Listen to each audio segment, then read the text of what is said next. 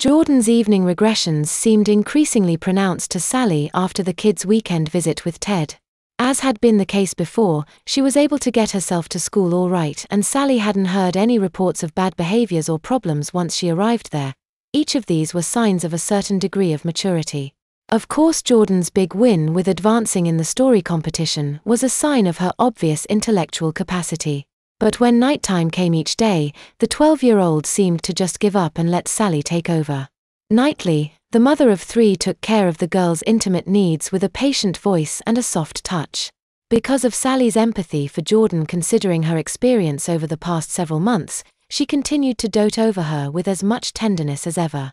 In addition, she couldn't deny how undeniably sweet her daughter behaved during those nighttime moments as well. Rather than the pragmatic conversations she had had with the girl a month or so earlier about the kind of precautions she needed to take with regards to feminine care and the duties she needed to follow through on with regard to her bedwetting, Sally's motherly actions now were unspoken and seemingly automatic, driven by quiet intuition. Each morning during Jordan's final week of school before Christmas break, Sally had gone into her room to wake her in the morning. The girl had responded by curling up, shaking, and softly crying as she had done the night she returned home from Ted's. Each day, Sally held her and rocked her before leading her quietly by the hand to the bathroom for careful cleaning. Each day Sally had removed the girl's soggy diaper and gently helped her into the tub. There, she helped bath the 12-year-old much like she still did with Jen, from head to toe. Each day Jordan had meekly thanked her mom after being toweled dry and wrapped up in a more adult-looking manner under her armpits. She from there assumed what had heretofore been her normal preteen rituals of morning preparations. Thinking back herself about these rather organically developing patterns each evening and morning, Jordan felt overwhelmed. In one sense, she felt flooded by the massive ocean of her mom's love. The new sense of feeling cared for and seen was palatable. Like something from a movie or novel. It was truly unreal, almost too good to be true. In another sense, Jordan felt dumbfounded by the dawning reality that she was having such positive emotions about, at age 12, being diapered nightly by her mother. This conflation of positive emotion and wonder led the preteen to feel fleeting pangs of guilt. She began to question if it was okay for her to like the kind of attention she was receiving as much as she was beginning to understand she did. The times her mom spent each morning and night with her, tenderly touching and cleaning her, gently patting and pulling, cuddling before bed, and stroking her hair, they were oddly calming and even hypnotizing. How can this be good and proper? Jordan thought. Having been raised a conservative Christian her entire life, she simply had little room to accommodate the kind of simple, pure, and non-sexual comfort she had discovered, consciously, for the first time in her life, in her mom's care.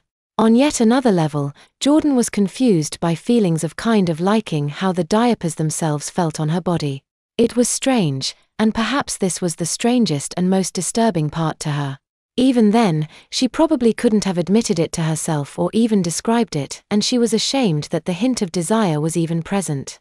But undeniably, there grew a part of her each day that looked forward to the nightly ritual when Sally would unwrap the pale pink plastic incontinence device, slide it under her rear, pull it up tightly on her midsection, and fasten it in place. Even though it was embarrassing to have her mom see her naked genitals on a daily basis, even though it was somewhat humiliating to wake up soaked in warm urine, and sometimes blood, even though it was a little degrading to have her mom smear cream on her privates or wipe them clean in the morning, there was still an aspect in all of it that felt cautiously good in a secret guilty kind of way.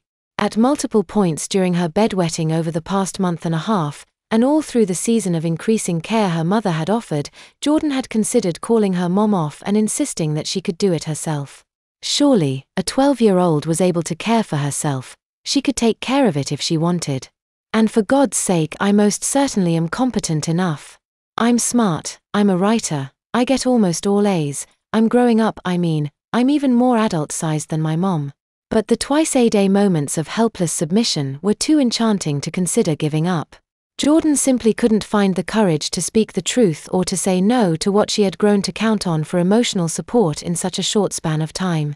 Little did either Jordan or Sally realize that 5-year-old Mindy had been catching very perceptive glimpses of their interactions each morning and evening since she had moved into her sister's room. Mindy didn't want to be treated like a baby herself, but she did wish her mom would care for her similarly.